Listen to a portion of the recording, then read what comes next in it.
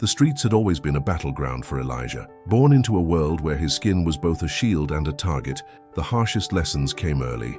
Abandoned at the age of 6, he quickly learned how to survive in the unforgiving world of cracked concrete, where hunger was his only companion and fear his closest shadow. By the time he was 12, Elijah had long forgotten the warmth of a mother's embrace or the safety of a father's promise. The crowded city streets were home now, with their relentless noise and biting winds that cut through even the thickest layers of worn clothing. He knew every alley, every hidden corner, and every quiet place where he could sleep without the fear of being kicked out, or worse, attacked. The world saw him as just another shadow, a boy who didn't matter. On the outskirts of the city, near the dilapidated warehouses, Elijah had made a small corner of his own. It wasn't much, a torn blanket he had found in a trash bin and a few pieces of cardboard to keep the cold from gnawing at his bones, but it was his. The hunger had become a constant ache in his stomach.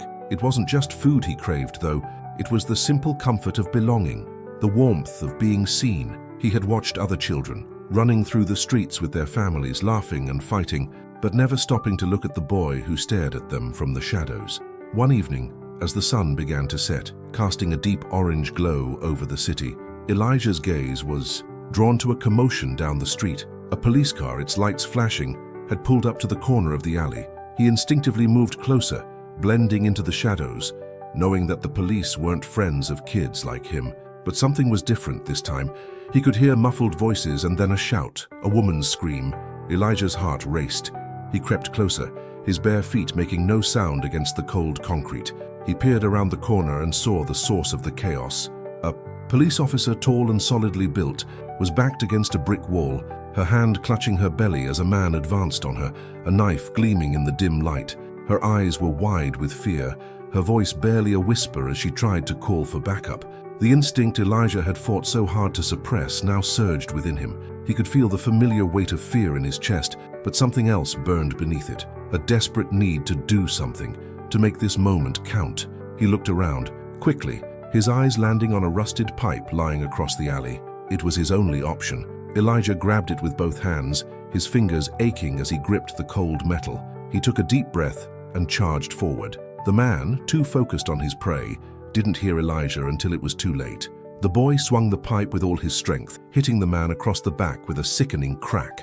The attacker let out a sharp yelp of pain, spinning around in surprise. But before he could react, Elijah swung again, this time knocking the knife from his hand. The woman, disoriented and shaking, stumbled backward, but she didn't run. She stood there, eyes wide with disbelief, as the attacker staggered back, glaring at the boy with venomous hatred. "Get out of here, kid," the man snarled, but Elijah stood his ground. The attacker, seeing the cop regain her composure and reach for her gun, cursed under his breath and bolted into the shadows. Elijah's breath came in sharp, ragged gasps as he stood over the woman, his heart pounding in his chest. For a moment, neither of them moved. The woman stared at him as if she was seeing a ghost. She was breathing heavily, clutching her stomach. But when their eyes met, a flicker of gratitude replaced the fear. "Are you okay?" Elijah asked, his voice rough, barely above a whisper. She nodded, still trembling. I'm fine, but you saved my life." Elijah didn't know what to say. His hands were shaking, his mind still reeling from what had just happened. He wanted to run, to disappear back into the shadows where he belonged, but something held him there. She wasn't like the others. There was no anger, no judgment in her eyes, just the barest spark of something unfamiliar, hope. The woman took a step forward, her hand still on her stomach. "What's your name?" she asked softly. "Elijah," he muttered, avoiding her gaze. "Elijah," she repeated. She hesitated for a moment, then gave him a small, tired smile. "Thank you," he nodded, but didn't respond. His mind was already moving. This was his chance to disappear, to slip away before anyone else noticed him. He turned to leave, but her voice stopped him. "Wait," she said, her voice trembling. "Are you alone?" Elijah paused. He didn't answer at first, just stood there, his back to her. He felt something stir in his chest, a deep, gnawing ache that made him want to say more, to explain why he was alone, but he couldn't. He never could. Without another word, Elijah turned and walked into the darkness of the street, leaving the woman behind, her voice echoing in his ears, her gratitude hanging in the air like a faint memory. He didn't know it yet, but that moment, that decision to help her, would be the spark that would change everything. Elijah walked for what felt like hours, his feet moving almost mechanically through the labyrinth of city streets. His mind was clouded, thoughts swirling around the encounter with the officer. It wasn't just the danger of the moment that weighed on him. It was the look in her eyes, the unspoken gratitude that had flickered between them for a brief but potent instant. It was a look that he hadn't seen in years, not since the days when he had a family. His fingers ached, still trembling from gripping the metal pipe. He couldn't understand why he had acted.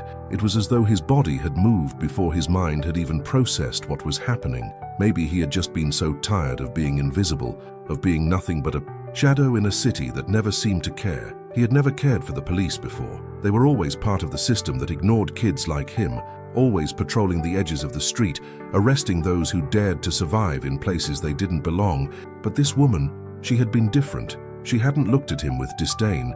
She hadn't called him a threat or a criminal. She had seen him, just for a moment, as a person. But the weight of that moment was heavy, and Elijah couldn't shake the feeling that he had made a mistake. What if someone had seen him? What if someone had recognized him? What would happen to him then? He shook his head, trying to push the thoughts away, but they followed him through the night. The streets were colder now, the chill of the evening air sinking into his bones. His stomach growled loudly, reminding him that even though his heart was still racing, the hunger gnawing at him was real. Elijah had no illusions about how this world worked.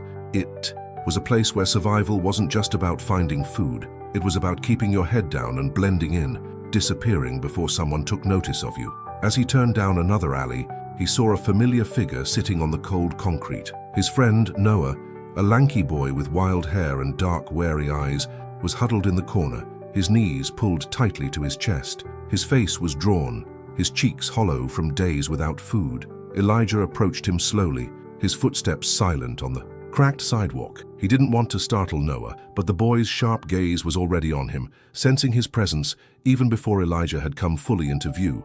"You're late," Noah said, his voice a rasp, as if the very words scraped against his dry throat. "Where have you been?" Elijah didn't answer right away. He dropped to the ground beside Noah, pulling his knees up to his chest as well. The alley was quieter here, the sound of distant traffic muffled by the taller buildings surrounding them. The air smelled of mildew and oil, the faint odor of rotting trash a constant reminder of their existence at the margins of society. "I was helping someone," Elijah said, the words tasting strange in his mouth. He had never told anyone about what happened with the officer. Noah knew the world the way Elijah did, a world where kindness was rare, a world where nobody ever asked for help unless they had to. Noah raised an eyebrow. "Helping someone? Who?" Elijah hesitated. He had always kept things to himself, but for some reason telling Noah about the officer felt different. It felt like sharing something more than just a story. It felt like sharing a piece of his humanity, the thing that the streets had tried to strip away from him over the years. "A cop," Elijah said quietly. "She was in trouble. I stopped a guy from hurting her." Noah stared at him, his lips parted in surprise. "A cop," he repeated, as if the very idea was foreign to him. "You actually helped a cop?" Elijah nodded, not wanting to explain further. He knew Noah, for all his street-smart wisdom, would never understand. No one ever understood why Elijah did what he did. It wasn't like he had a moral compass or some kind of sense of duty. It was just instinct, a reflex honed by years of having to make decisions in split seconds, a reflex he didn't always trust. "I don't know why I did it," Elijah said after a long pause, "but I couldn't just leave her there." Noah turned away, looking out into the darkness of the alley, his expression unreadable. For a moment, the two of them sat in silence, the only sound the rustling of a plastic bag caught in the wind. Elijah felt the weight of the night pressing down on him again. He didn't know why he had helped the officer, but he also knew that nothing would ever be the same. After a while, Noah spoke again, his voice low. "I get it. You're tired of just surviving. You want to make a difference, right? But out here, that's a dangerous game to play. You can't help everyone. You help one person and another comes for you." Elijah didn't respond. He didn't need to. They both knew the rules. The streets didn't care about your intentions. They only cared about what you could do for yourself and whether you could protect what little you had. As the night dragged on, Elijah lay back against the cold concrete, staring up at the dim glow of the streetlights above. His mind refused to settle. He thought of the officer, her pale face lit by the flashing lights of the patrol car. He wondered where she was now. Was she safe? Did she even remember him? The sound of distant sirens broke his thoughts, and Elijah tensed, instinctively pushing himself deeper into the shadows. He couldn't stay here forever. The streets didn't allow for any kind of peace, but as he closed his eyes, a faint memory surfaced. He remembered the way the officer had looked at him, the way her eyes had softened for just a moment. It was the first time, in a long time, that Elijah felt seen, not as a threat, not as a ghost, but as a person. And for a brief, fleeting moment, he allowed himself to believe that maybe, just maybe, there was something more waiting for him than just surviving. The next morning came too quickly for Elijah. The cold was sharper than before, biting into his skin as he slowly pushed himself up from the ground. His back ached, his muscles stiff from the uncomfortable position he had slept in, but he barely registered the discomfort. The streets were never kind to him, but today something felt different. Something lingered in the air, something that made him uneasy. He stood up, brushing off the remnants of dirt and dust from his worn clothes. The sky above was overcast, clouds hanging low like a blanket about to drop its weight. It was the kind of morning where the city felt heavy, where the usual noise of car horns, distant conversations, and the constant hum of the world seemed muted. Elijah moved silently through the streets, his thoughts still clouded with what had happened the night before. The officer's face lingered in his mind, her eyes wide with surprise but also a flicker of gratitude. He had been trained by the streets not to expect that kind of response.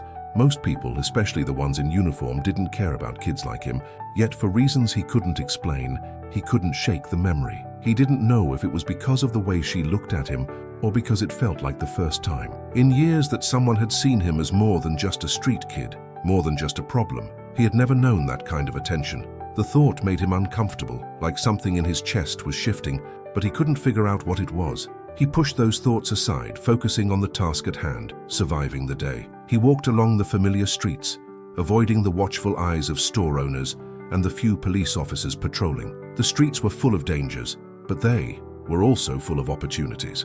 Elijah had learned how to navigate this world, moving like a ghost through places where he didn't belong. Noah had already left their usual hideout by the time Elijah made it back to the alley, but that was fine. Elijah needed some time to think. The silence of the empty alley was his refuge, a place where the noise of the world didn't matter. He spent the next few hours wandering through the city, his mind lost in a haze of thoughts that didn't quite make sense. At one point, he found himself near the old crumbling bridge that spanned the river, a place he had come to know well over the years. It was quiet here, with only the occasional echo of footsteps or the faint rustle of wind through the trees. As he sat on the edge of the bridge, looking down at the slow-moving water, he heard a soft voice behind him. "Hey!" Elijah turned quickly, his heart thumping in his chest. He hadn't heard anyone approach, but there she was, the officer. Her uniform was now wrinkled, her hair pulled back in a ponytail, but she looked every bit as real and present as she had the night before. Elijah stood up quickly, taking a few steps back. He was about to turn and run when she raised a hand. "Wait," she said, her voice calm but firm. "I'm not here to cause trouble." Elijah's instincts screamed at him to leave, to disappear, but for some reason, he couldn't. The officer's presence, her demeanor, felt different than what he had expected. "What do you want?" Elijah asked, his voice a little sharper than he meant it to be. She smiled faintly. "I wanted to thank you again for saving me." Elijah looked down at the ground, avoiding her eyes. "I didn't do anything. It's no big deal." "It was a big deal," she said. "You risked your life for me. Most people wouldn't have done that." Elijah's heart thudded harder in his chest, but he didn't let his emotions show. He had to keep his guard up. He couldn't afford to trust anyone, not even someone who seemed like they cared. "You should go," he muttered, taking another step backward. "I didn't do it for you." The officer's expression softened. "I get it. You don't trust people. I don't blame you. I understand why you feel that way, but I need you to know something." She paused, her gaze steady and unwavering. "What you did, it's not something I forget. I'm not asking for anything from you. I just want you to know that for once, someone sees you." Her words pierced through Elijah like a knife. He had always known that he was invisible to the world. He had always known that no matter what he did, no one would ever notice him. He was just another face in the crowd, just another kid, doomed to fade away. But here she was, telling him something different. For the first time in years, Elijah felt something shift in him, something he hadn't felt since he was a child, back when he had a family, something that made him want to stay, to listen, to give this strange connection a chance. "Why are you telling me this?" Elijah asked, his voice quieter now. The officer took a deep breath. "Because I'm not the only one who sees you.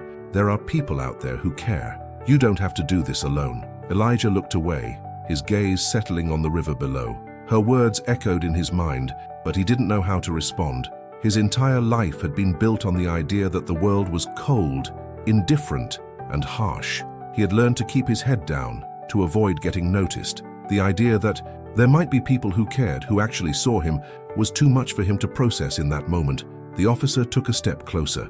"Look, I know this is hard. I don't expect you to trust me right away, but I'm here if you need anything, and I'm not going anywhere." Elijah didn't answer.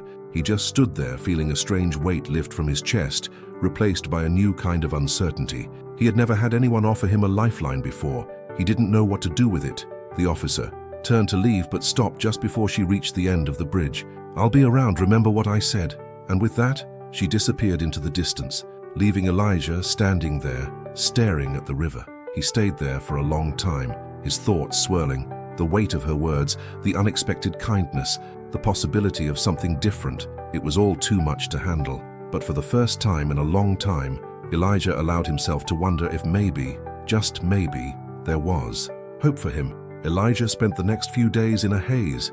The world seemed to shift beneath his feet, the weight of the officer's words pressing down on him with an intensity he wasn't ready for. "I'm here if you need anything." Her voice echoed in his mind over and over again, like an old song he couldn't shake. He had spent his entire life running, staying invisible, doing whatever it took to survive, without ever expecting anything in return. The streets didn't care about his existence, and for as long as he could remember, he had accepted that. But now there was a crack in that belief, one that had been carefully formed over the years, a small, uncomfortable crack that let in light he wasn't sure he was ready to face. He didn't go back to the bridge. Instead, he kept to the shadows, slipping through alleys and back streets, his heart heavy with the uncertainty of his decision. He was no longer sure of what his place was in this world, not after the officer's kindness. Was he supposed to trust her? Should he let someone in after all these years of keeping people out? The familiar world of cold concrete and damp corners felt different now, like the edges had blurred, and nothing seemed as certain as it had before. Even Noah, who had been with him through so many nights of hunger and struggle, seemed like a distant memory. Elijah wasn't sure if it was the weight of the officer's words or something deeper that was shifting inside him. He thought about the others, the kids he had met in the streets over the years. Some of them had been through the same things he had, their faces hardened by the same struggles. They had their own ways of coping, their own stories, but they all shared one thing: survival. It was their constant. Elijah had become so good at surviving that he forgot how to live. That night, Elijah made his way back to the alley he had shared with Noah. The cold was biting, and the city around him seemed like an endless blur of grey. He passed the old stores, the closed-down markets, the places he used to hide in when the weather got too rough. But it was when he reached the alley that he stopped dead in his tracks. Noah wasn't there. Elijah's heart skipped a beat. He scanned the alley, looking for any sign of his friend. The cardboard, the torn blankets, the small pile of belongings they had shared over the years, all of it was gone. "Noah?" Elijah called out, his voice hoarse with concern, but there was no response. The alley remained eerily silent. He walked further in, his eyes searching every corner, every shadow. His mind raced. Where could he have gone? What had happened? He couldn't shake the feeling that something was wrong. He turned and started walking back, his pace quickening as he made his way toward the park. Noah had been going through something lately, Elijah knew. The signs had been there, the darker moods, the silence that had replaced the usual banter between them. He had thought Noah was just tired of it, all tired of being hungry, tired of fighting. But now, with Noah gone, a deep sense of worry settled in Elijah's chest. At the park, the usual group of kids was scattered around, sitting on benches, huddled under blankets, or trying to sell trinkets to the passing crowd. But Noah wasn't among them either. Elijah approached one of the older boys, a lanky figure with a grizzled face who had once helped him when things got rough. "Have you seen Noah?" Elijah asked, his voice low, almost pleading. The boy shrugged, his face unreadable. "Not lately. Heard he was looking for work though, could be down at the old factory district." Elijah didn't need to hear anything more. Without another word, he turned and started running toward the factory district. His chest felt tight, his breath coming in sharp bursts as he pushed himself harder. The streets had a way of swallowing people up, especially kids like them. If Noah had gotten involved in something dangerous, Elijah would never forgive himself for not being there. The factory district was just as Elijah remembered it, a maze of rusted metal, crumbling brick walls, and broken windows. The air smelled of oil and dust, the ground slick with grime. The factories had long been abandoned, but there were always people around looking for anything they could scavenge. He called Noah's name, but his voice was swallowed by the vast empty spaces. Elijah moved deeper into the district, his heart pounding in his chest. He had to find Noah. He had to make sure he was okay. It wasn't long before he found something. A scrap of paper fluttered in the wind, caught in a twisted pile of debris. Elijah picked it up, his hands shaking as he read the scrawled words. "Meet me at the old warehouse. It's safe. Don't come alone." His stomach turned. He knew the warehouse. It was the place where people went when they needed to disappear, when they were looking for trouble. He had never gone there himself. It was too dangerous. But Noah, always searching for something better, might have thought it was his way out. With no time to lose, Elijah headed toward the warehouse. The sun had started to set, casting long shadows over the streets. As he approached, the air grew colder, and the feeling of dread that had settled in his chest only deepened. He wasn't sure what he would find, but he knew one thing for certain. He couldn't afford to lose Noah. Not like this. As he reached the old warehouse, he could hear voices inside. Elijah paused at the door, pressing his ear against the cold metal. His heart hammered in his chest. He had no idea what he was walking into, but he wasn't about to back down now. He pushed the door open slowly. The creaking of the door echoed in the vast emptiness of the warehouse, and Elijah froze, his heart racing. The inside was dark, shadows stretching across the broken floorboards. He squinted into the dim light, trying to make out the figures standing near the far corner. The sound of muffled voices floated toward him, too quiet to make out any words, but Elijah's gut told him something wasn't right. He moved cautiously, keeping his footsteps as light as possible, every instinct on high alert. The air in the warehouse was thick with dust and the smell of old oil, the faint remnants of a past long forgotten. It was the kind of place where people came to hide, to make deals, to disappear, but it wasn't a place for kids. As he crept forward, Elijah caught sight of Noah. His friend was sitting with a group of older boys, his head down, his body language stiff and nervous. Elijah's stomach twisted. Something was off. This wasn't the Noah he knew, the boy who used to laugh and talk endlessly about escape, about finding a way out of the streets. This version of Noah looked lost, swallowed by the shadows of the warehouse. "Elijah," a voice whispered from behind him, and Elijah jumped, spinning around to face the figure. His eyes narrowed as he recognized one of the older boys from the park. "Trey, didn't think I'd see you here," Trey said, his tone more amused than threatening. But Elijah could see the edge in his eyes, the kind of glint that made his skin crawl. "What's going on?" Elijah asked, his voice low but with an edge of urgency. "Why is Noah here?" Trey shrugged, leaning against a rusted pillar. "He asked for a way out. He's been trying to get into the business for a while now." Elijah's pulse quickened. Business. He knew exactly what that meant. The deal with the factory? Elijah asked, though he already knew the answer. Trey's grin widened. "You could say that, but it's not exactly the kind of business you'd want to get involved in. Noah's a good kid, but he's not cut out for the real world. They've got him now." The words hit Elijah like a punch to the stomach. "What do you mean, they've got him?" His voice was barely a whisper, his throat tightening as the realization began to settle in. He moved closer to Noah, his feet moving faster now. "They offered him something," Trey continued, his voice dripping with a kind of detached amusement.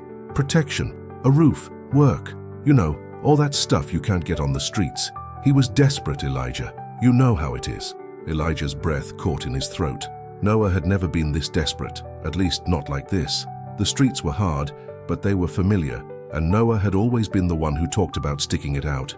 He couldn't have fallen this far, but Elijah knew it was true. He knew how easily desperation could consume someone, how quickly a promise of safety could make you forget everything else.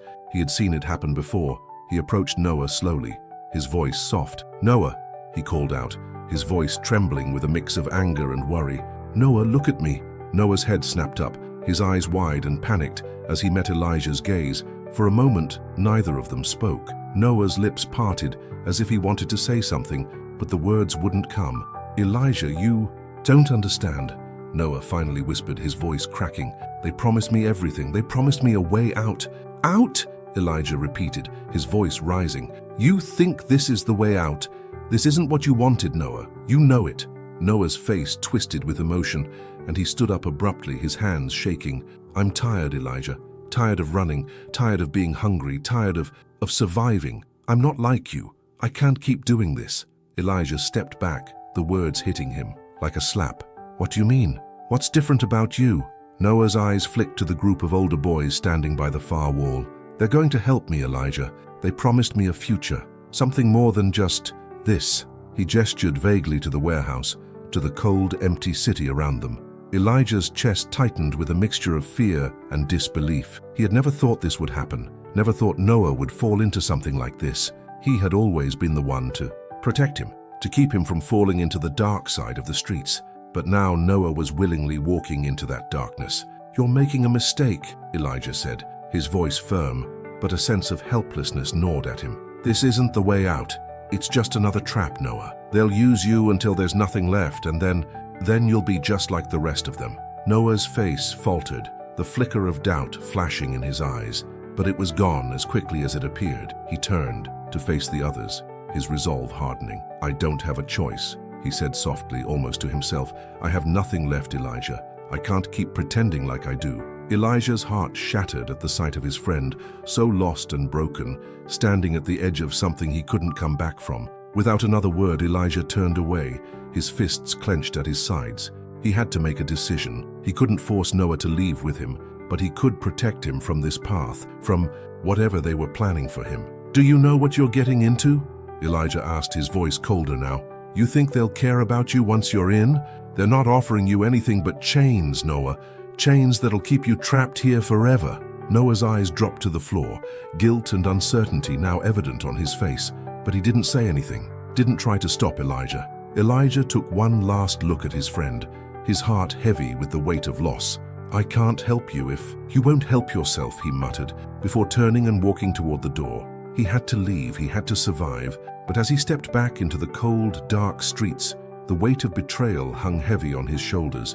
He couldn't save everyone. Not everyone wanted to be saved. Elijah wandered aimlessly through the streets for hours, his mind in a blur of confusion and anger. The cold air bit at his skin, but it didn't matter. He barely felt it. What mattered now was Noah, his friend, the boy he had watched grow up on these very streets. How had he ended up in that warehouse, making deals with people who were only going to use him? It didn't make sense. Nothing about this made sense. The warehouse, the promises of safety, the idea of leaving the streets, it was all a lie. Elijah knew that. He'd seen it before too many times. People offering something better, something more, only to pull you into a life you couldn't escape. A life where survival was no longer the only battle, but your soul was the cost. Elijah's feet carried him back to the outskirts of the city, the place he always went when the weight of the world became too much to bear. It was a broken part of the city where the buildings sagged with age, and the smell of oil and concrete seemed to seep into every crack. Here Elijah found a hollowed-out car, its windows shattered and its tires long gone. It had become his hiding place over the years, the only refuge he could rely on when the world outside felt too overwhelming. He sat in the car, leaning back against the rusted metal, his eyes staring blankly at the skyline in the distance. The city never stopped. It never cared. But today, it felt like the whole world was slipping away from him, and he wasn't sure if he could hold on anymore. His thoughts kept drifting back to Noah. He could still hear his voice, that quiet desperation, the way Noah had said, "I don't have a choice." But Elijah knew there was always a choice. He had made his own choices, the hard ones, the ones that had kept him alive, the ones that had kept him from giving in to the streets and the lies they told. But Noah had chosen differently. A small, hollow laugh escaped Elijah's lips. How could he have known? How could he have protected Noah from this? The streets were full of choices, but they didn't come with a guide. You had to learn as you went, and Elijah had learned to keep his distance, to never rely on anyone, to never trust anyone. But Noah had been different. The sharp sound of footsteps broke his thoughts. Elijah froze, his heart skipping a beat. Was someone following him? The figure that emerged from the shadows wasn't Noah. It was someone much larger, someone Elijah didn't recognize at first. The man was tall, his face obscured by a hood, but his presence was unmistakable. The way he walked, the ease in his movements, told Elijah everything he needed to know. This was someone dangerous. "You looking for someone?" The man's voice rumbled deep and steady. Elijah stood up quickly, his body tensing. He didn't have the luxury of hesitating. "No," he said, trying to keep his voice steady, "just passing through." The man laughed, the sound low and almost mocking. "That so?" He stepped closer, his boots crunching against the gravel. I think you and I have some unfinished business." Elijah narrowed his eyes. He had no idea who this man was, but he could feel the weight of his words. He didn't like the way the man was looking at him as if he were prey. "I don't know what you're talking about," Elijah said, his voice sharper now, defensive. The man smirked. "Oh, you don't? You don't remember me, huh?" He took another step closer, and Elijah's pulse quickened. The man reached up and pulled his hood back, revealing his face. Elijah's heart dropped. It was one of the older boys from the warehouse. "Trey." "Elijah," Trey said with a smirk, "you really think you can just walk away from this? From what's about to happen to your friend?" Elijah's stomach twisted. "What do you want from me?" Trey took a step forward, his eyes glinting with malice. "I'm not here to talk, but I am here to give you a choice. You can either come with me, make this easy, or..." He let the sentence hang in the air, his meaning clear. A cold shiver ran down Elijah's spine. This was it. This was what Noah had gotten himself into. He could already see it now. The threat, the danger closing in around him, the same people who controlled everything in the streets. The ones who could make someone disappear in an instant. "Why are you doing this?" Elijah demanded, his voice trembling with a mixture of anger and fear. Trey's eyes darkened, and he took another step closer until they were almost nose to nose. "Because, Elijah, you've got something we want. Information. You've seen too much. You know too much about what's coming." Elijah's heart pounded in his chest, his mind racing. Information? What could they want with him? What? Had he seen that was so important? Trey's lips curled into a smile. "You really don't get it, do you? All those kids out there, all those boys and girls scrambling to survive, they're going to be part of something bigger, and you're either going to help us make it happen, or you're going to stay out of the way." Elijah's mind raced. This wasn't just about Noah anymore. This wasn't just about survival. This was about something bigger, something far more dangerous. And now, Elijah was caught in the middle. "No," Elijah said, his voice firm for the first time. "I won't help you. I won't be part of this." Trey's expression soured. Without warning, he reached out and grabbed Elijah by the collar, pulling him close. "You don't get a choice. None of us do." With one last warning look, Trey shoved Elijah backward, sending him stumbling into the dirt. Before he could regain his balance, Trey was gone, disappearing into the shadows like a ghost. Elijah sat there for a moment, his breath coming in quick gasps. His mind was spinning, his body shaking. What had he just walked into? What had Noah walked into? The streets, once familiar, now felt like a maze of uncertainty, full of threats he couldn't see and dangers that were closing in faster than he could outrun. He had to find Noah. He had to stop whatever was coming before it was too late. The hours seemed to stretch endlessly as Elijah stumbled back into the streets, his mind a tangled mess of confusion, anger, and fear. His encounter with Trey had shaken him to the core. He'd known the streets were dangerous, but this was something deeper, something more calculated, and it had nothing to do with survival anymore. It was about control, power, and Elijah had no idea how to fight it. As he walked, the words Trey had spoken echoed in his mind. "You've seen too much. You know too much about what's coming." What was coming? What had Noah gotten himself tangled in? And why was Elijah suddenly the one in the crosshairs? He wasn't involved in anything. He was just a kid trying to survive, trying to make it one more day without being swallowed up by the city. But that was the problem. Elijah had always thought he could keep his distance. He had always assumed that if he stayed hidden enough, stayed quiet enough, he could stay out of the way. But the world didn't work like that. People like Trey, people like the ones controlling the streets, they didn't let you stay invisible for long. Elijah's pace quickened. He didn't know where he was headed, but he couldn't stay still. Not now. Not with the weight of Noah's decisions on his shoulders. His feet carried him back to the only place that still felt familiar, the old bridge by the river. It had always been a place of quiet for him, a place where he could think, breathe, and escape the madness of the streets. But tonight, it felt different. The air was heavier, thick with the same unease that had settled in his chest ever since he'd left the warehouse. Elijah stood at the edge of the bridge, staring down at the river below. The water moved slowly, aimlessly, just like him. He had always thought the river was a symbol of escape. It moved, it flowed, and it was always going somewhere, even if he couldn't see the destination. But tonight it just seemed stagnant, a reminder of everything Elijah couldn't control. He was so lost in his thoughts that he didn't hear the footsteps behind him. "Thought I'd find you here." Elijah spun, around his heart racing, but he relaxed when he saw who it was. It was the officer, the one he had saved all those nights ago. She was standing a few feet away, her posture tense but calm, her eyes scanning the area before settling on him. Elijah didn't say anything at first. He just stood there staring at her as if she were a ghost. "I wasn't sure I'd see you again," she said, stepping closer. "I wasn't sure if you'd want to see me." Elijah looked down at the ground, the weight of everything pressing down on him. "I didn't think I'd want to see anyone," he muttered, "but I guess that's not the case." The officer paused for a moment, her eyes softening as she studied him. "Elijah, I know you're going through something right now, and I know you don't trust me, but I'm trying to help." Elijah shook his head, his frustration rising. "Help? You can't help me. You don't understand." He clenched his fists, trying to control the anger that bubbled up inside him. "You don't know what it's like out here. You don't know what I've seen, what I've had to do just to survive." She didn't flinch, she just looked at him, her gaze unwavering. "You're right, I don't know what it's like, but I've seen enough to know that you don't have to do it alone. That's why I'm here." Elijah took a step back, shaking his head. "I don't need anyone. I never did. I'm fine on my own." The officer's expression softened, but her voice was firm. "You don't have to be. You don't have to keep pushing people away. There are people who want to help you, Elijah. People who can offer you more than just survival." "More?" Elijah repeated, a bitter laugh escaping his lips. "What do you think I need? I don't need anything from anyone." She stepped closer, her voice quiet but insistent. "I think you need to see that there's a way out of this. A way out of the streets, out of the things that tie you down. You don't have to keep living this way. You can have a life beyond this." Elijah took a deep breath, feeling the weight of her words. He wanted to push her away, to tell her to leave him alone, to let him handle it on his own.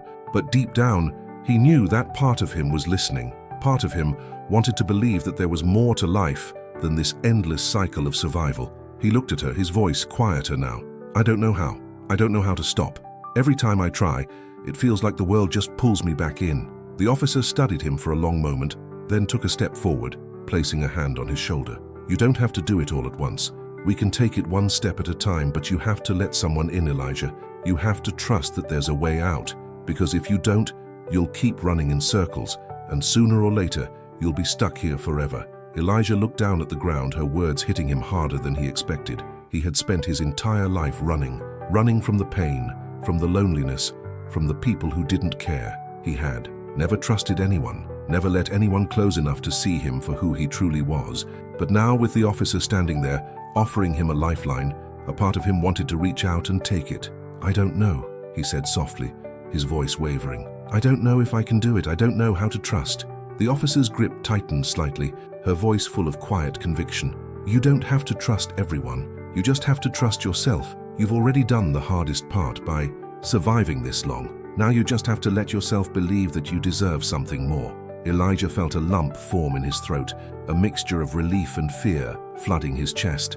He had always believed that survival was all he could hope for, but now, for the first time, he wondered if there could be something more, something better. "I'll think about it," he whispered, the words barely escaping his lips. The officer nodded, her expression gentle but firm. "That's all I ask. Just think about it."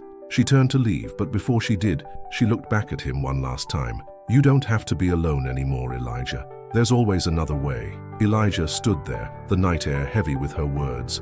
For the first time in a long time, he allowed himself to feel something other than fear or anger. Hope. The smallest, faintest glimmer of it. And maybe, just maybe, that was all he needed. Elijah woke up to the familiar sound of distant city noise, the hum of the streets, the occasional shout, the soft hiss of a car engine as it passed through the night. The weight of everything from the past few days still pressed down on him, but there was a change in him now. Something subtle, something hard to grasp, but something undeniably there. He hadn't been able to sleep much, turning over the officer's words in his mind, her offer of help, of a way out. He had no idea what it meant, but for the first time he wasn't sure if he wanted to run from it. For so long, the streets had been the only home he knew, the only family he had left, but the idea of something different, of a life that didn't revolve around survival, fear, and pain, made something inside of him stir. Hope, he realized, was a dangerous thing. It made you vulnerable. It made you want things you could lose. He stood up, the harsh sunlight filtering through the broken windows of the abandoned building he had spent the night in. He adjusted his worn jacket and ran a hand through his tangled hair. The streets were waiting for him. There was no time to linger. But even as he stepped out into the blinding light of the afternoon, a part of him wondered if there was a place for him in the world that lay beyond the city's cruel grip. The first few hours of his day passed in a blur. He moved through the city with a sense of purpose, but his mind was somewhere else, caught between two realities. He didn't know what to do with the officer's offer, or how to handle what had happened with Noah. The streets felt suffocating. His mind raced. And then, as he walked past an alleyway, he stopped. The group of kids he had been avoiding for weeks was gathered in their usual spot. They were sitting on the curb, huddled together for warmth in the fading daylight, but something was off. Their faces, usually filled with the routine of street life, were pale, their expressions tense. And in the middle of them stood Noah. Elijah's heart skipped a beat. Noah looked different. There was a hollow look in his eyes, a weight in his shoulders. He was talking to the other kids, his words lost in the noise of the street, but Elijah could see the fear in his friend's posture. The same fear that Elijah had felt in his gut ever since he'd been threatened by Trey. It was the kind of fear that took away your ability to speak, to act. It was the kind of fear that broke you. Elijah approached cautiously, his footsteps slow and deliberate. He didn't want to startle Noah, but he didn't know how else to get his attention. "Noah," he called softly, his voice hesitant but firm. Noah turned toward him, his eyes widening in surprise, and for a brief moment, it felt like things could go back to how they were. But then the emptiness returned, and Noah's expression fell into something darker. He looked away quickly, like he was ashamed. "You shouldn't be here," Noah said quietly, his voice barely audible. Elijah stepped closer, his gaze searching his friend's face. "What's going on, Noah? What are you doing here?" Noah's eyes flicked to the other kids around them, and then back to Elijah. His lips pressed into a tight line, as if he was trying to keep himself from saying anything he didn't want to. "It's nothing," he muttered, looking away. "I'm fine. I don't need your help." Elijah's chest tightened. The boy in front of him wasn't the same Noah he'd grown up with. This wasn't the boy who had dreamed of escaping the streets together, who had talked about finding a place where they could both be free. This was someone else. Someone broken, someone who had made a choice he couldn't take back. "Elijah, you don't understand. I have no choice. You wouldn't get it," Noah said, his words urgent now, tinged with desperation. He glanced nervously at the others, his voice dropping lower. "They're coming for me. I'm in too deep." Elijah's heart sank, dread settling in his stomach. Who's coming for you, Noah?" The group of kids shifted uncomfortably, their eyes flicking. Between Elijah and Noah, one of the older boys, a lanky figure with a scar running down his cheek, spoke up. "Doesn't matter. There's nothing you can do about it now, kid," he said with a smirk. His tone was almost playful, but the threat was clear. "Noah's with us now. He made his choice. The rest of you need to stay out of it." The older boy stepped forward, his eyes narrowing. "This isn't your fight anymore, Elijah. The sooner you get that, the better." Elijah felt a wave of frustration and helplessness crash over him. This wasn't how it was supposed to be. He had promised himself that he'd protect Noah, that he wouldn't let him fall into this kind of mess. But now, there was nothing he could do. His friend had already made his choice, and there was no going back. "Noah," Elijah said softly, taking a step toward him, "I know you think you have no choice, but you do. You've always had a choice. You can still get out of this.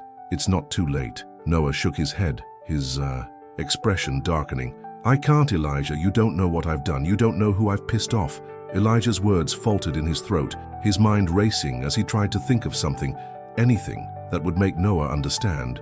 But the more he looked at him, the more he realized there was nothing left to say. His friend was lost. "I'm sorry," Noah whispered, the words barely leaving his lips. "I'm sorry." The apology hit Elijah like a punch to the gut. The boy standing in front of him was no longer the friend he had grown up with. He was someone else, someone who had chosen a different path. Without another word, Noah turned and walked away, his shoulders hunched, the weight of his choices bearing down on him. The others followed, casting one last look at Elijah before disappearing into the shadows.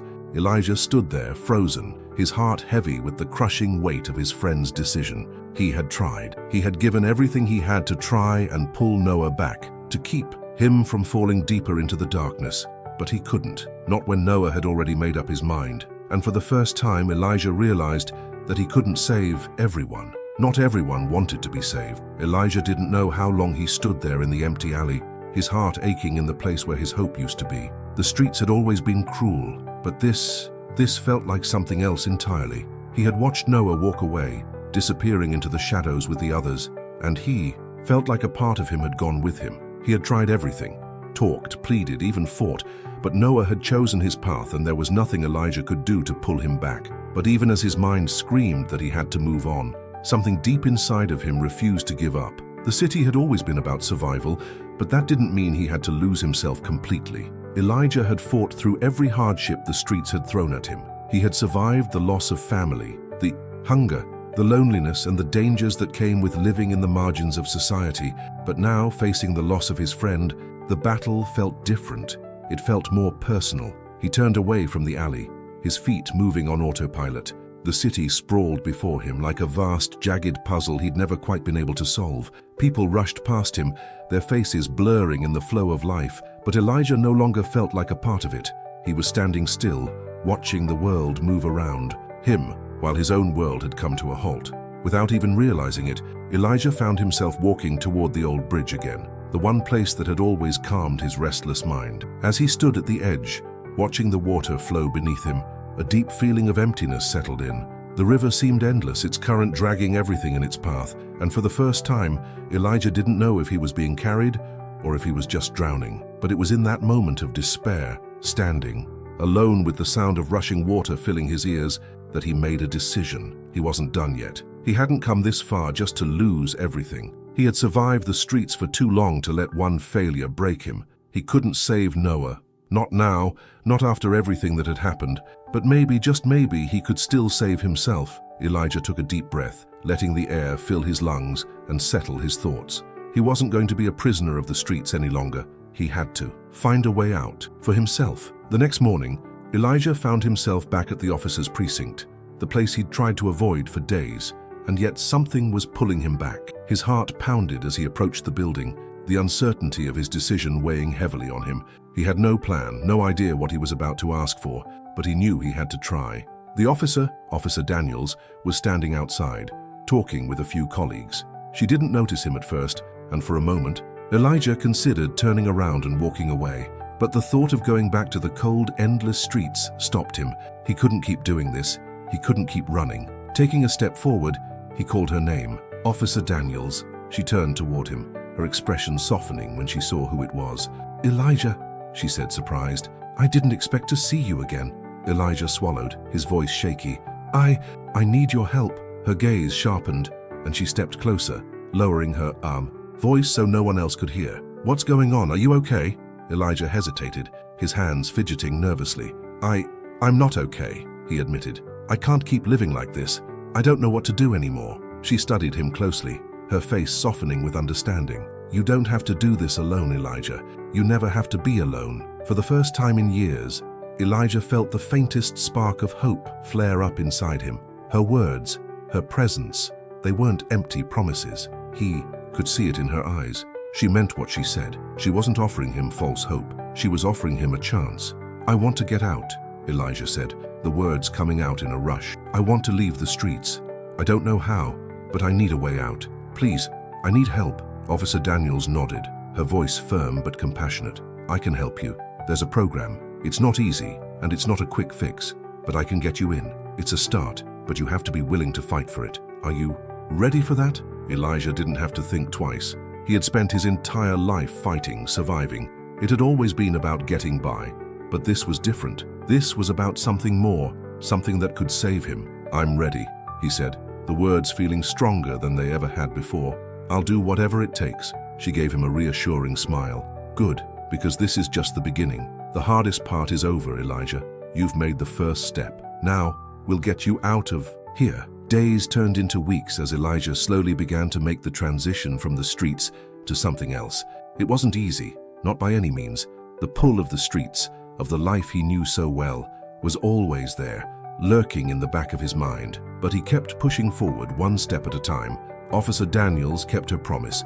She connected Elijah with a program that helped homeless youth get off the streets and into stable living situations, with access to education, job training, and counseling. It wasn't perfect. There were setbacks, doubts, and moments when Elijah wanted to walk away. But each time he faced those feelings, he reminded himself of why he was doing this. He didn't want to be just another shadow in the city. He wanted to have a future. But as Elijah continued to rebuild his life, the memory of Noah lingered. His friend was still out there, lost in a world Elijah could no longer reach.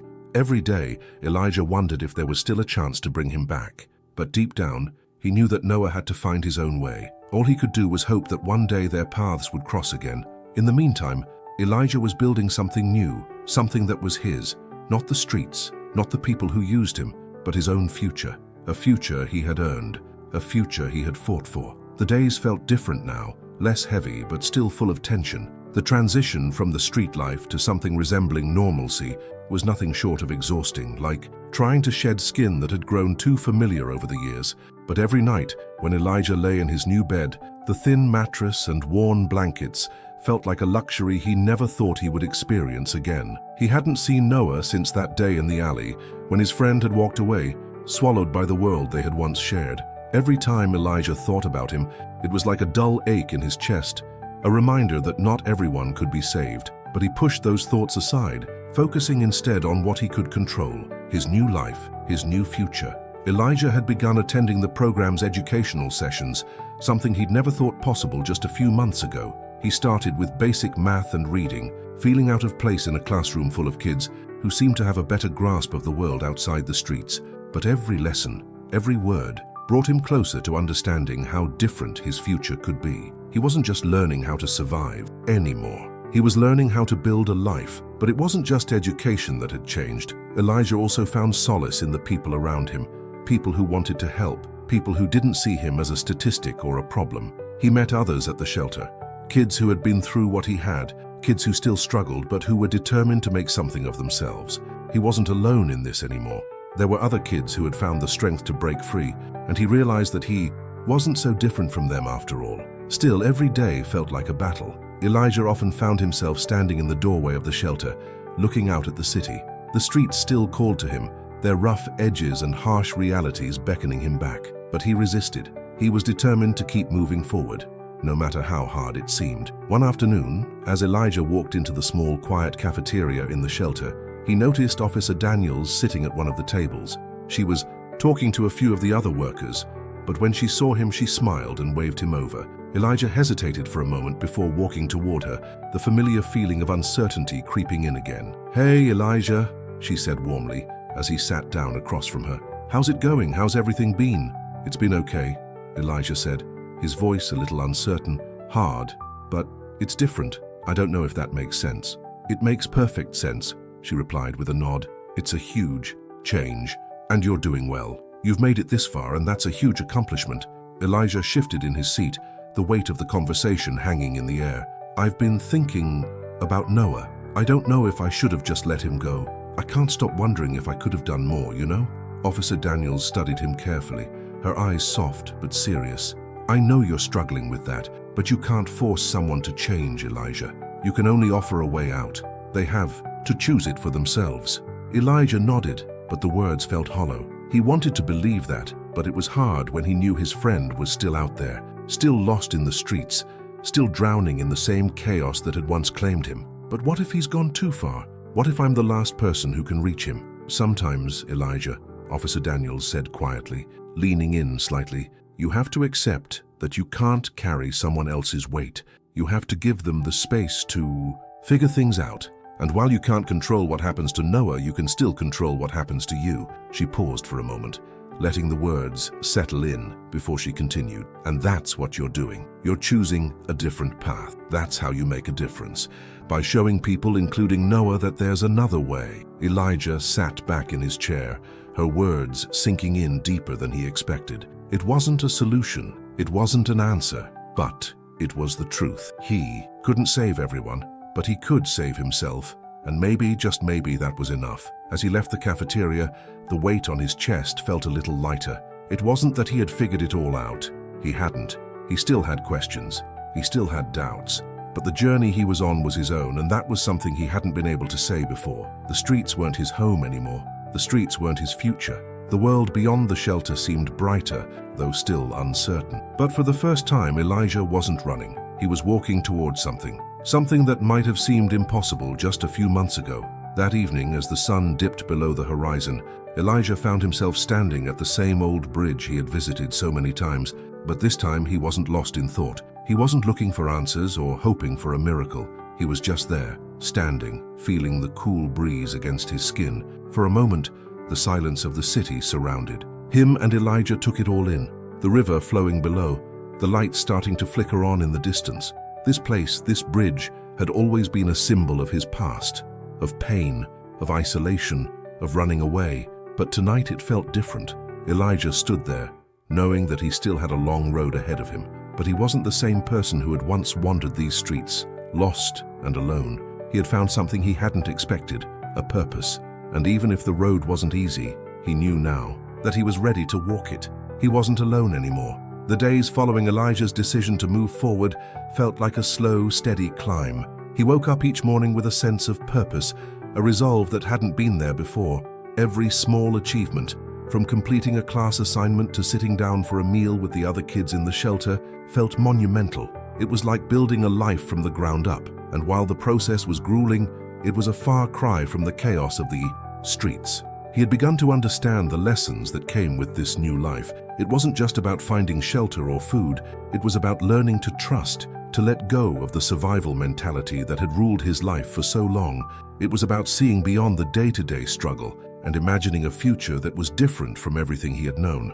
But even with all the progress, there were moments when Elijah felt the weight of his past closing in on him. He would catch glimpses of the streets, the corner where he used to sleep, the alley where he had spent so many nights alone, and for a second, the old hunger for escape would come back. The streets were never far. They lingered, always just out of sight, a reminder of the life he was trying to leave behind.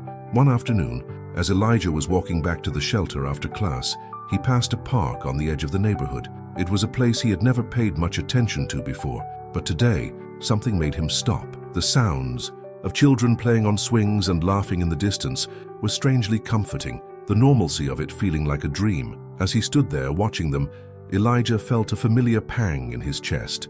For the first time, he allowed himself to imagine what it would be like to have a childhood, a real one, to play, to laugh, to not be burdened by fear or hunger. He had never had that, not really. His life had always been about surviving, about fighting to make it through each day. He sat down on a bench, his eyes fixed on the children running around, their carefree energy filling the air.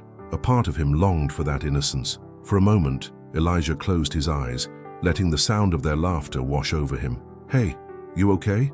The voice startled him, and he turned to see Officer Daniels standing beside him, her expression open and kind. She had been checking in on him regularly, making sure he was adjusting to the program and helping him stay focused. But today, she seemed to be looking at him with something deeper in her eyes, a quiet understanding. Elijah nodded, offering a half smile. "Yeah, just thinking." She sat down beside him, her eyes following his gaze to the kids in the park. "I know it's not easy, Elijah," she said gently. "Leaving everything behind, starting fresh. It feels like you're losing something, doesn't it?" Elijah's throat tightened as he nodded. "I feel like I'm missing out on something. Something I'll never get back. It's hard to explain." Officer Daniels looked at him, her voice soft but filled with conviction. "You didn't have the chance to be a kid, Elijah. You were forced to grow up too quickly, but you can still have that. You can still build a future where you get to be who you want to be, not who the streets made you." Elijah turned to look at her, the weight of her words sinking in. "I don't know if I can," he admitted, his voice low. "I don't know if I can ever be normal again." She gave him a reassuring smile. "Normal is overrated. The important thing is that you're choosing to make a life for yourself. That's something a lot of people never get the chance to do, but you're doing it, one step at a time." Elijah didn't respond immediately. He wasn't sure what to say. It felt like there was so much he still didn't know, so many questions he couldn't answer. But there was one thing he was certain of. He wasn't alone, not anymore. The weeks continued to pass, and with each one, Elijah's confidence grew. He was doing things he had never thought possible. He had enrolled in a job training program that offered work experience in various fields, including construction and logistics. It was a stepping stone, a way for him to start earning money and gaining skills. But it was more than that. It was a way out. There were still moments when the old doubts crept in, when the pull of the streets threatened to drag him back. But each time, he reminded himself of why he was doing this. He had a purpose now, a future, and no matter how hard it got, he wouldn't let the past define him. One evening, as Elijah sat in his small room at the shelter, he received a call. It was from an unknown number, but something about it made him pick up. "Hello? Elijah?" The voice on the other end was familiar, though strained. It took a moment for Elijah to place it, but when he did, his heart skipped a beat. "Noah?" he asked, his voice barely above a whisper. There was a long pause before Noah spoke. His voice was quieter than usual, as though he were speaking from somewhere far away. "Yeah, it's me." Elijah's heart thudded in his chest. He hadn't expected to hear from Noah, not after everything that had happened. He wasn't sure if he was ready for this conversation, but he couldn't hang up either. I don't know where to start," Noah said after a long silence. "I'm not in a good place, Elijah. I've messed up. I should have listened to you." Elijah closed his eyes, a rush of emotions flooding over him. He had spent so many nights wondering if Noah was still out there, still alive, and now, hearing his voice again, it felt like a dream. "Where are you?" Elijah asked, his voice shaking with both relief and concern. Noah didn't answer right away. When he did, his words were soft, almost hesitant. "I don't know if I can fix this. I don't know if I can get out. Elijah, I know you said I could leave, but I'm stuck for the first time in a long while."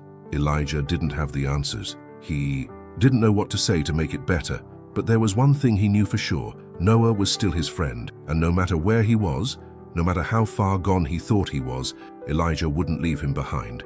"We can figure this out together," Elijah said, his voice steady. "You're not alone, not anymore." The phone call with Noah had left Elijah with a mixture of emotions: relief, worry, uncertainty. But most of all, it reminded him of just how far he had come, and just how far Noah still had to go. He hadn't expected to hear from his friend again, not after the way Noah had walked away from their past. But now Noah was reaching out, and that meant something. It meant there was still hope. The day after the call, Elijah found himself pacing in the small room at the shelter, the weight of his friend's words pressing on him. He didn't know what to do. He couldn't just walk away from Noah again. Not now. Not after everything they had been through together. He thought back to the days when they were kids, scrambling for food and safety, sticking together no matter what. Those days felt so far away now, almost like a distant memory. Elijah had changed. The city had changed him. But Noah, he was still out there, caught in a world Elijah had fought so hard to escape. And now Noah needed him. Elijah dialed the number Noah had called from, his heart pounding as the phone rang. He didn't know what to expect. Would Noah even pick up? Was he really ready to change? Elijah didn't have all the answers. He wasn't even sure if he was ready for the responsibility of trying to help his friend again, but he had to try. After several rings, the line clicked and Noah's voice came through, tentative and uncertain. "Hello, Elijah." Noah's voice sounded a little strained, like he wasn't sure whether to be relieved or nervous.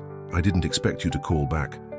I don't know what to say." Elijah sat on the edge of the bed, his mind racing. He had so many questions, so many things he wanted to say, but instead he simply asked, "Where are you, Noah?" There was a long pause. "I'm at a place," Noah said, his voice wavering. "It's not a good place, Elijah. I've done some things I can't take back." Elijah's heart sank. He could hear the guilt in Noah's voice. "You don't have to explain it to me right now," Elijah said, trying to steady his own voice. "I just need to know if you're safe. Are you okay?" "I'm not really sure," Noah admitted. "I don't know how. I got here, I didn't want to be where I was before, and now it feels like there's no way out." Elijah closed his eyes, trying to focus through the swirl of thoughts in his head. This wasn't easy. Nothing about Noah's situation was easy, but he had to do something. He couldn't let his friend stay trapped in this place, not when he had the chance to help. "You don't have to stay there, Noah," Elijah said, his voice firm now. "I can help you. We can figure this out together." Noah's voice faltered again. "I don't know if I can trust myself anymore." "You can," Elijah said with certainty. "You can trust me. I've been where you are. I know what it's like to feel like there's no way out. But there is. There's always a way out. You just have to take the first step." There was a long silence before Noah spoke again, his voice quieter. "I don't know if I'm ready for that step, Elijah. I don't know if I can leave all of this behind." "I'm not asking you to leave everything all at once," Elijah said gently. "I'm just asking you to take a step. Trust me, I'll be here no matter what."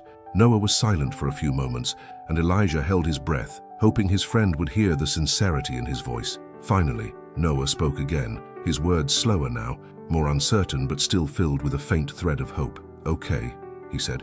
"I'll take the first step, but I don't know what that looks like yet." "That's okay," Elijah said, relief flooding through him. "We'll figure it out together. Just promise me you'll hold on. Promise me you won't give up." "I promise," Noah whispered.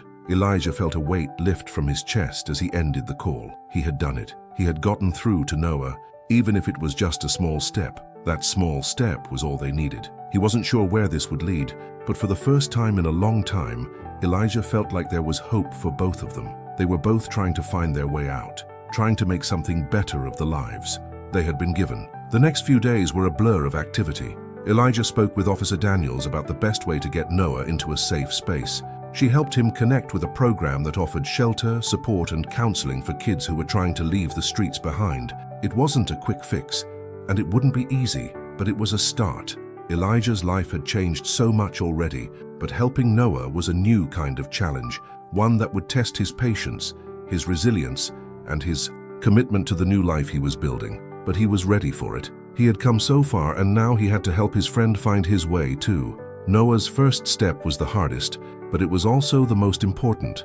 He had agreed to meet Elijah at a halfway house, a safe place where he could stay while he started the process of rebuilding his life. It wasn't a guarantee, but it was a chance, and that was all either of them could ask for. As Elijah sat on the steps of the halfway house, waiting for Noah to arrive, he realized just how far he had come. He wasn't the same boy who had wandered the streets alone and desperate. He was someone new, someone stronger, someone who could make a difference, not just in his own life, but in Noah's as well. And as the sound of footsteps grew louder, Elijah looked up, his heart pounding in his chest. Noah was here. He had taken the first step, and that was enough. The sound of footsteps grew louder as Elijah stood to greet Noah, a mixture of excitement and anxiety bubbling up in his chest. This was the moment that would determine whether all the work they'd put into this new path would pay off. Elijah had already walked down a difficult road, but now Noah had to take his first steps into a new life, one that wasn't defined by the harshness of the streets.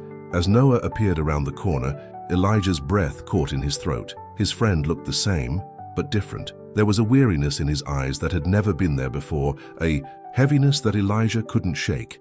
And yet, there was something else there too. The faintest glimmer of hope. Noah paused when he saw Elijah, uncertainty lingering in his eyes. It was clear that he was still figuring out what this all meant, still wrestling with the idea of taking a chance on something different. "Hey," Noah said softly, his voice barely above a whisper.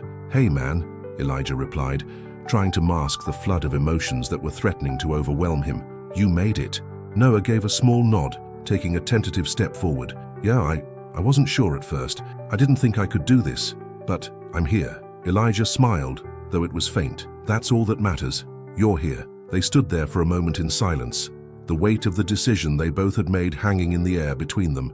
Elijah wanted to say so much, to reassure Noah that it was all going to be okay, but the words didn't come. He didn't know what would happen next. Neither of them did. But this was the first step in the right direction. Finally, Noah spoke again, his voice rougher now. "I don't really know what's next. I don't know how to live differently." Elijah stepped closer, placing a hand on his friend's shoulder. "One day at a time, Noah. One day at a time. You don't have to have it all figured out yet. We'll do this together." Noah nodded, a small, hesitant smile tugging at his lips. "I don't deserve this. Not after everything I've done."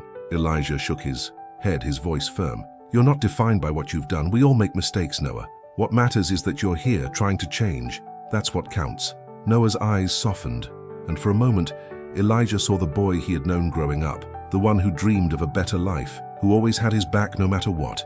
It was a reminder that, despite everything, Noah was still the same person inside. "Thanks, Elijah," Noah said quietly, "for not giving up on me."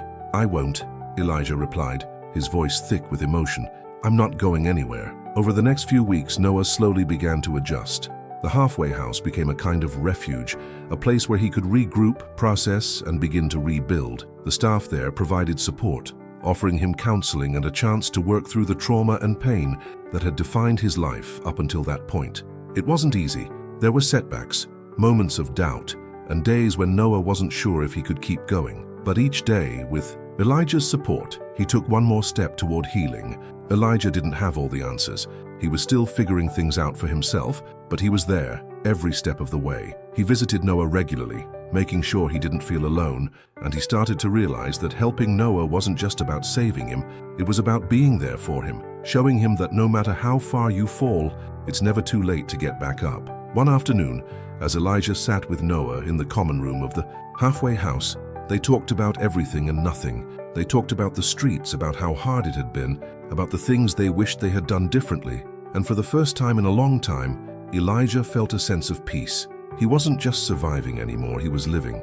"I never thought it would be this hard," Noah admitted, looking out the window as the sun began to set. I thought I could just get out, start fresh. But it's not that simple, is it? Elijah shook his head. It's never that simple, but that doesn't mean it's not worth it. You've got a chance now, Noah. You've got people who care about you, and you've got a future. That's more than most people ever get. Noah was quiet for a moment, as if processing Elijah's words.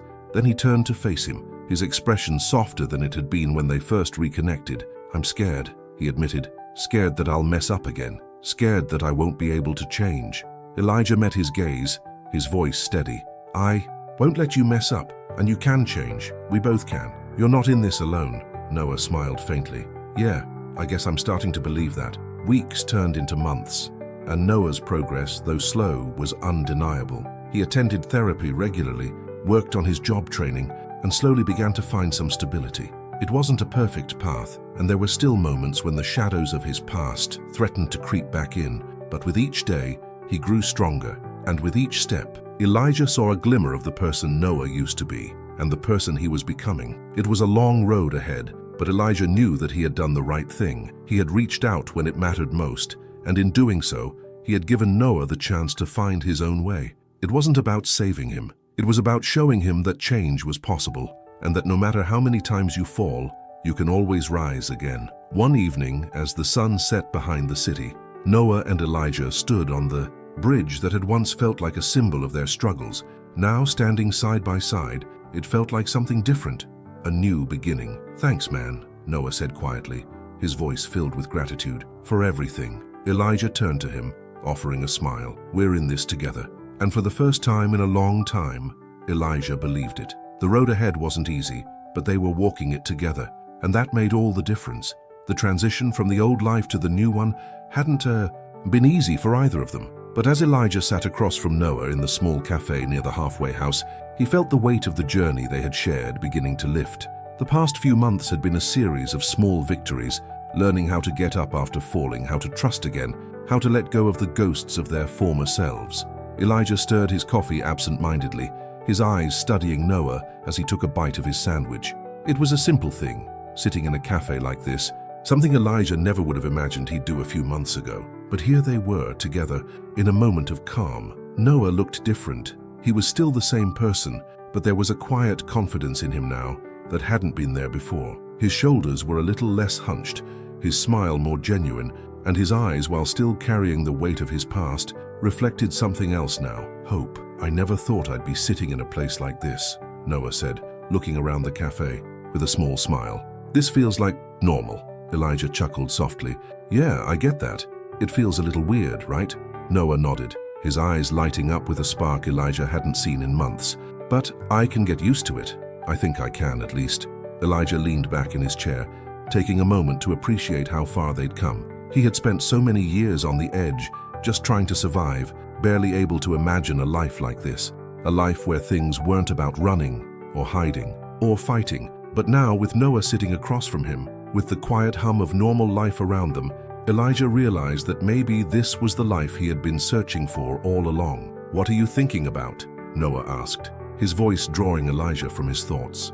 Elijah smiled, his gaze shifting to meet Noah's.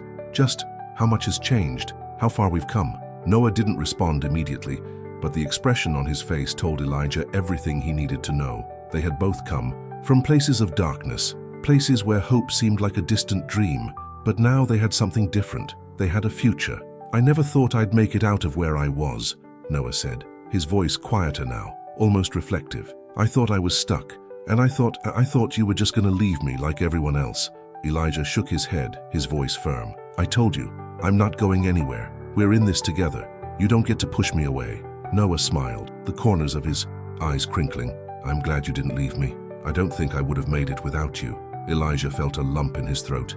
It wasn't easy, this thing called friendship. It never had been. But there was something deeply satisfying about knowing that the person sitting across from him was still here. And not just here physically, but mentally and emotionally. They had both learned that change didn't happen overnight, but it was possible, and maybe that was enough for now. So, Elijah said, changing the subject as he took a sip of his coffee, what's next for you? You've got the job training program, but what about after that? Noah looked thoughtful for a moment. I don't really know, but I think I want to work with kids, help them out. Like what you did for me. I don't want them to go through what I did. I want to show them there's another way. Elijah smiled, a sense of pride swelling in his chest. You'd be really good at that, you know. You've been through it. You know what it's like to struggle, to feel alone. You could help them see that they don't have to be stuck. Noah's expression softened, a rare but genuine look of determination in his eyes. I want to be that person. I want to help them see that it doesn't matter where you come from. What matters is where you choose to go from here. Elijah nodded, feeling the quiet power of his friend's words sink in. They had both made their choices. They had both decided to change, and that was everything. In the weeks that followed, life for both Elijah and Noah continued to unfold in ways they hadn't expected. Noah found himself settling into his job training, working with a local organization that helped at-risk youth. The work wasn't easy, and the hours were long, but it gave him purpose. It gave him the chance to make a real difference. Elijah, too, found his place. He continued his education, slowly building up the skills he had once thought were out of reach. He found part-time work at a local hardware store, something small but steady, and just as he had promised, he stayed by Noah's side, offering support, encouragement, and the occasional advice when Noah needed it. But beyond that, they began to build a new kind of life, one filled with moments that felt normal. Elijah had been able to experience things that were once so foreign to him: birthday parties, quiet evenings with friends, laughter without fear, days that weren't defined by survival. And even though the shadow of their pasts still loomed over them, it was different. It no longer defined them. It was a part of who they were, but it wasn't the whole story. One afternoon, after a long day of work and school, Elijah found himself standing at the same bridge where so many of his memories had been formed. The river was calm now, the water flowing gently beneath the wooden beams. The city hummed in the distance, and for the first time, Elijah didn't feel like he was stuck in the middle of it all. He felt like he was finally moving forward. Noah stood beside him, looking out at the water with a quiet smile on his face. They stood together, not saying anything, just letting the moment wash over them. I think we made it, Noah said quietly, breaking the silence. Elijah turned to him, a smile tugging at his lips. Yeah, I think we did. And in that moment, Elijah knew they had made it out, together. The days were getting longer, and the city, though still gritty and raw, felt a little warmer in Elijah's eyes. There was a sense of lightness that hadn't been there before. For so long, the weight of his past had been an anchor, dragging him down, tying him to a life of survival and despair. But now, standing on the threshold of something better, something real, Elijah couldn't ignore the subtle but undeniable change. Noah had been doing well. He was sticking with the program, helping others who had faced similar struggles. He had found his purpose, something he had been searching for his entire life. Every time Elijah saw him, he was different. There was no longer the same haunted look in his eyes, no longer the shame and guilt that had once clung to him like a second skin. He was free, or at least he was on his way to being free. And Elijah, he was still figuring things out. He had a long road ahead of him, but he wasn't the person he used to be. He didn't feel stuck anymore. He felt like he was moving towards something better.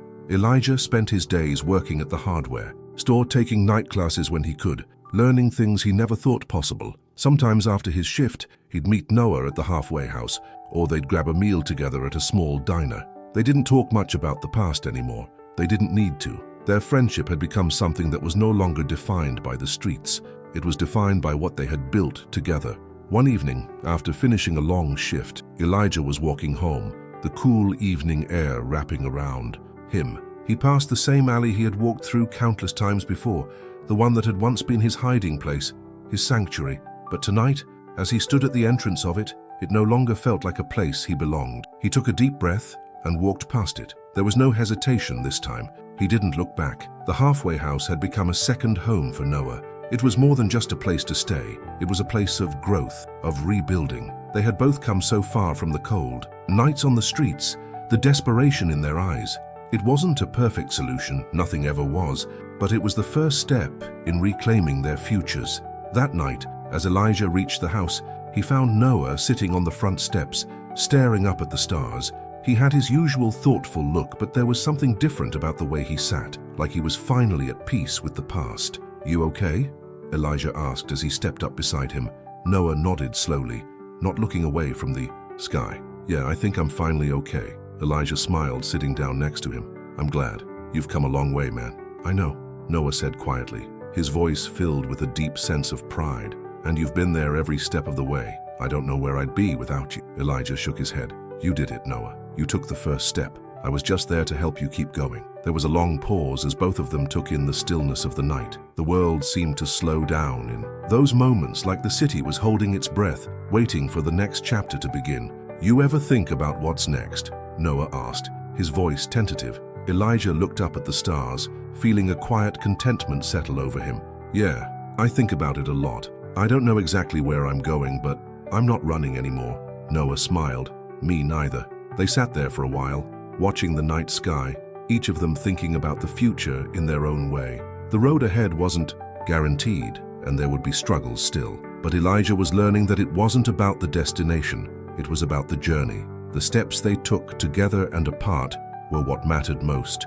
For so long, he had believed the streets were all he would ever know. But now, standing here with Noah, he realized the truth. There was a whole world beyond the streets, a world full of chances, and that world was waiting for them. As the stars above twinkled softly, Elijah stood up, offering a hand to Noah. You ready for the next step? Noah took the hand, his smile widening. Yeah, let's do it. And together, they walked into the night, ready for whatever came next. Hope you enjoyed the story. Comment where you're watching from, leave a like, and subscribe to the channel.